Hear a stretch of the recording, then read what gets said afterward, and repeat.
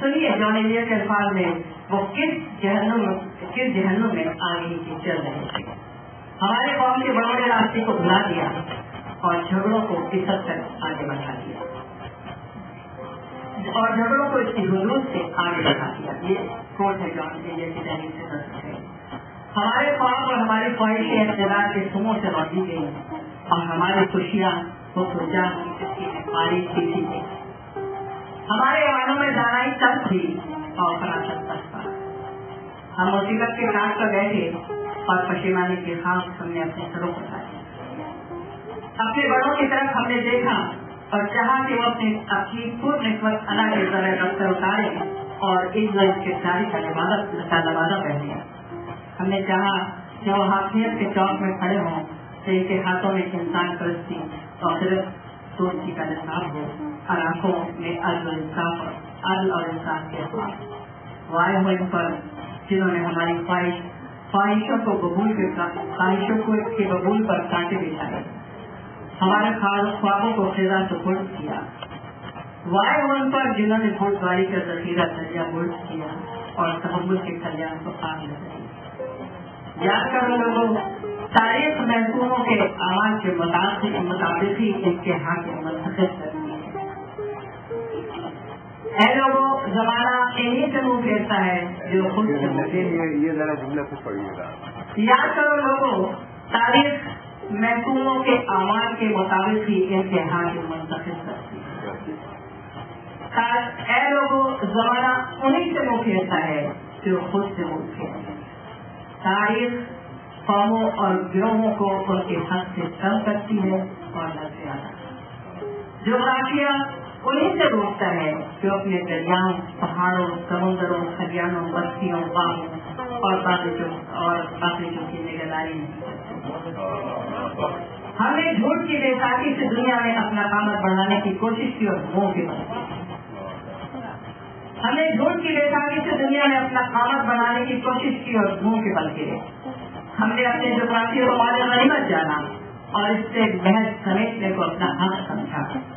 آج ہم اپنے حال ذات پر زار و فساد ہوتے ہیں اور اپنی بدبختی کی ذمہ داری کبھی تاریخ کبھی جغرافیہ کبھی دوستوں اور کبھی دشمنوں کے کھاتے میں ڈالتے ہیں. حقائق کا آئینہ ہمارے سامنے ہے لیکن ہم اس کے روبرو نہیں ہوتے. ہم کبھی اپنی تاریخ میں قریب اور بعید کی غلطیوں پر نظر تو کریں, کبھی اپنے جغرافیہ سے پوچھے تو صحیح کہ اس نے ہمارے ہاتھوں کتنے زخم اٹھائے. ہم جنہیں دوسروں سے حساب کرنے کا آزا ہے, ہم کبھی اپنا حساب بھی دیں, کبھی اپنے اعمال پر ایک نظر تو ڈالیں, تبھی ہم اس کے اہل ٹھہریں گے کہ اپنے نادان اور ناآب پسندیش بڑوں سے کہہ سکیں کہ انہوں نے راستے کو بھلا دیا اور جھگڑے کو اس کی حدود سے آگے بڑھا دیا. لیکن عزیزوں پھر اس کی نوبتی کیوں آئے گی؟ تم حیران سرگردہ ہو میرے اس جملے پر. شاید تمہیں یاد نہیں رہا, ابھی چند ساعتوں پہلے میں نے تم سے کہا تھا کہ تاریخ محکوموں کے اعمال کے مطابق ہی اتحاد سے مقرر کرتی ہے. کیا واقعی تم ابھی نہیں سمجھے کہ میں تمہیں کیا سمجھا رہا ہوں؟ جان ایلیا کے انشاء میں چھپنے والے بے شمار مضامین میں صرف ایک مضمون ہے. یہ اس کی بے کنار فکر کی صرف ایک معاش کے لیے جان گئی ہے. یہ اس کی انشاء پردازی کا صرف ایک ورق ہے. یہ اس کی فلسفیانہ فکر کی صرف ایک جھلک ہے اور یہ کہ سیاسی شعور اور تاریخ اور جغرافی سے بخشش کی صرف ایک نشان ہے. جان ایلیا نے ادب فلسفہ تاریخ جغرافیہ جس موضوع کو چھوا اس کو تصدیق طور پر بیان نہیں کیا. دوسروں کی تحریر سے بڑے بڑے مفکرین کے حوالہ جات اکٹھا کر کے اپنے خالی کو مروب کرنے کی کوشش نہیں کی, بلکہ پورے وصول کے ساتھ اپنے علم اپنے تحقیق اور اپنے دلائل کے ساتھ بیان کیا. خدا اور کائنات منطقی قیاس کی گرفت میں پوری طرح کبھی نہیں آ سکے. مذہب اور خدا اپنی کی دسترس سے ہمیشہ باہر رہے. فلسفی شاعر جان ایلیا نے اس بات کا بات کیا ہے, مگر اپنے دلائل کے ساتھ اور اپنے لفظوں میں انہوں نے اپنی نصیب تحقیقات میں اس موضوع پر کھل کے گفتگو کی ہے. وہ کہتے ہیں میں اپنی شدید اتفاقیت کے باوجود یہ کہہ سکتا ہوں کہ اس گرہ ارض بلکہ ہماری اس کہکشاں کے کسی بھی سیارے پر کسی ایسے ذہن کا وجود فرض کرنا ممکن نہیں جو लफ्ज़ खुदा के मफ़हूम की तशरीह करता है। जो ये मौजू पर बैठन कान सूरत के मतलब ये सलाह पेश करते हुए अपने मुताले का तर्जमा कारी के जिम्मे नहीं उठाते, बल्कि बाकी इस्तेलाह से साबित करते हैं कि कितना इबादत किया उन्होंने इन फलसफा से। वो कहते हैं मैं अल्लाह के बात की तरफ इशारा करूँगा। मौजूद का मतलब है अल्फू के 10 मकालात, कान के 12 मकूलात, हैगल के शायद 17 मकूलात से महदूद हो जाना। दुनिया के किसी फलसफी ने मेरे उनके मुताबिक आज तक वजूद और मौजूद की तारीफ करने में कामयाबी हासिल नहीं की। हम लफ्ज़ी और रसाती तौर पर वजूद की एक ही तारीफ कर सकते हैं, और वो है माहियत का तारीफ में पाया जाना। जब हम ये कहते हैं कि खुदा मौजूद है तो हम इसे माहियत करार देते हैं। हर शय मौजूद है। अगर हम कहते हैं खुदा मौजूद है तो इसका मतलब ये है कि खुदा शय है। अगर इसका ये मतलब नहीं है तो फिर इसका ये मतलब ही हो सकता है कि वो ये कि खुदा लाशय है।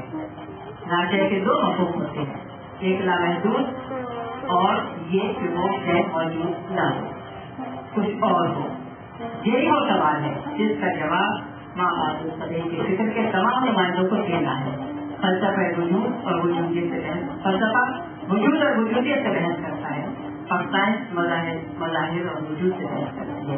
मंतक से जुड़े हुए माबाद तबियात साइंस और शायरी की बातें जो मंतक जब इंसान और संसार के मुद्रिक से अमल में मुस्तविद हो जाए तो माबाद तबियात वजूद में आती है। मंतक जब इंसान और संसार के इस्तक़बाली और इस्तक़बाली अमल में मुस्तविद रहे तो साइंस वजूद में आती है।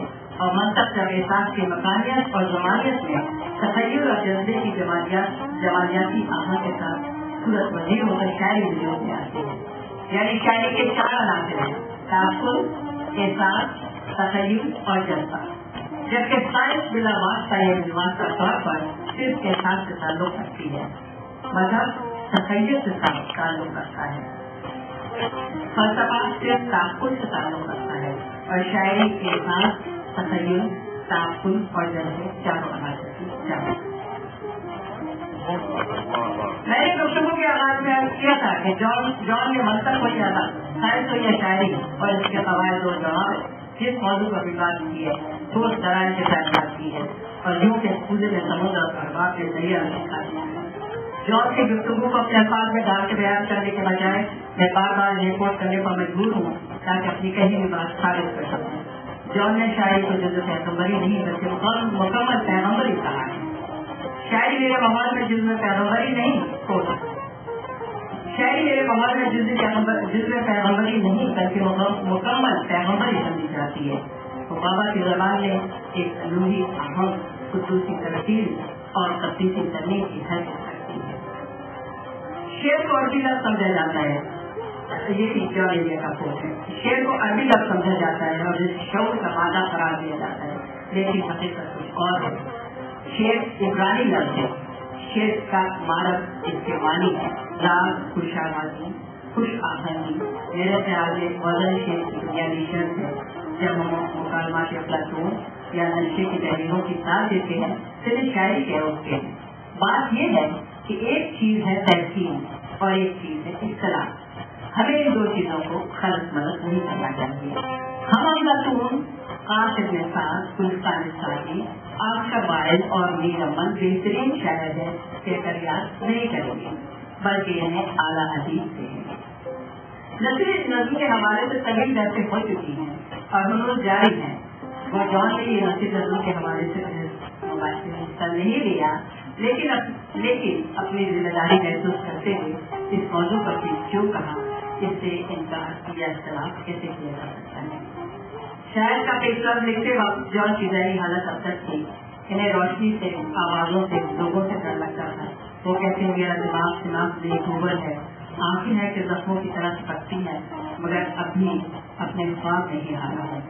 मेरी आंखें तपकती हैं मगर मेरे ख्वाबों के खुरक चश्मों की लहरें अभी मेरी पलकों को छूती हैं। अल्लाह अल्लाह, ये जॉन का पेशलफ्ज़ इस आलम का लिखा हुआ है। ऐसी अजियतनाक कैफियत दिल दिमाग की, ऐसी बेचैनी, ऐसे आलम याद में भी जब कलम उठाते हैं तो दिल का एक समुद्र छाटे मारता नजर आता है। इनकी तहरीर है, इनके पास जो भी बचा था سوائے خوابوں کے ان کے وجود کو اپنے صبح سے روشنی حقیقت ہے، ان کے خوابوں کو بھی ان کے ساتھ روان ڈالیں گی، انہیں معلوم تھا۔ ٹوٹے ہوئے ریزہ ریزہ دکھتے ہوئے مایوسیوں کے خوب اندھیرے میں خود پر تالے ڈالے ہوئے جان نے خود کو ادھر سے بٹورا اور آخری بار اپنے ہر خیال کو، ہر سوچ کو، ہر خواب کو پوری سچائی کے ساتھ نہیں کرنا۔ کسی موج نے دل کی ممکن ہے آہت دلائی ہو، شاید جان، شاید اہمیت اب تمہاری شناخت کو سینے سے لگا لے۔ ممکن ہے جان زیر لب ذرا سا مسکرا دیا ہو، ایک لمحے کو امید کی کوئی کرن کھلملائی ہو اور سوچا ہو شاید، معلوم نہیں کہ شاید سے کتنی امیدیں وابستہ ہو گئی ہوں ان کی جب انہوں نے اپنے اس مجموعے کا اعلان کے طور پر اسے منتخب کیا، مگر نہیں، ایسا کچھ بھی نہیں ہوا۔ امبرین جاوید کو ان کی برسی کے موقع پر ایک مضمون بھی نہیں ملا، کیسے ملتا؟ یہاں تو میں کی اس قدر کی پکار ہے کہ کان پڑی آواز نہیں سنا دیتی۔ میرا خامد، میری کتاب، میرا کہا، میرا ایوارڈ، میرا گروپ، میں بڑا کہ تو بڑا، ایسی نسل کھیل دیکھ رہے تھے اللہ کی سنا۔ اس تصویر میں جان ٹکر دیکھ رہے ہیں کی طرف، ان کی آواز شاید کہیں نما کر رہی ہے، میری ہر بات بے اثر ہی رہی۔ لوگ سے کچھ میرے بیان نہیں کیا، بولتے کیوں نہیں میرے حق میں؟ آپ نے پڑھ گئے زبان میں کیا لے گیا؟ فکری، ذہنی اور سماجی انقلاب کے خواب لکھتے رہے اور ان کی آنکھیں جفاف روتی رہتی۔ ان کی ناکام محبت بجلی کے صحرا ان کے وجود میں بچھاتی رہی اور یہ صحرا ان کی خاک اڑاتا ان پر سے گزرتا گیا، مگر بجلی کے صحرا میں ان کے وجود کی نشانیاں قندیل کی طرح روشن ہے۔ روشنی کا اور آشنائی کی روشنی ان کے نام کی چراغ جلائے، ہاتھ بلند کیے مال مخالف کے سامنے ڈٹی ہوئی ہے۔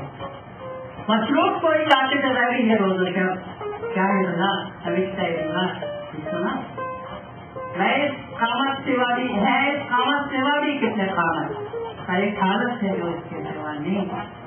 ذرا بھی مجھ سے تو غافل نہ رہی ہو، میں بے ہوشی میں بھی بے معاشرہ نہیں۔